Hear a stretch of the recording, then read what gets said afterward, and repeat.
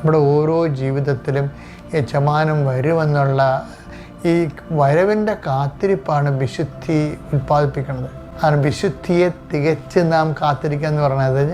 കർത്താവിൻ്റെ വരവിനെ ഉദ്ദേശിച്ചാണ് നമ്മൾ നീതിയോടെ പെരുമാറണത്, സ്നേഹത്തോടെ പെരുമാറണത്, സഹനത്തിന് സുവിശേഷത്തിന് സാക്ഷിയാകണത്. ഇതെല്ലാം വരവിൻ്റെ ലക്ഷ്യമാണ്. അതുകൊണ്ടാണ് നിങ്ങളത് കുർബാന ഇതെല്ലാം ഉണ്ട്. ഇതെല്ലാം കൂടി ആചരിക്കുന്നതാണ് കുർബാന.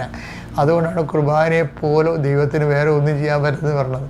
ഓരോ സഹന സാഹചര്യങ്ങളിലും വരണത് കർത്താവിൻ്റെ മരണത്തിന് പ്രഖ്യാപനമാണ്. അതിനാണ് അവൻ്റെ പ്രത്യാഗമനം വരെയാണ് അത് നമ്മൾ ചെയ്യേണ്ടി വരണത്.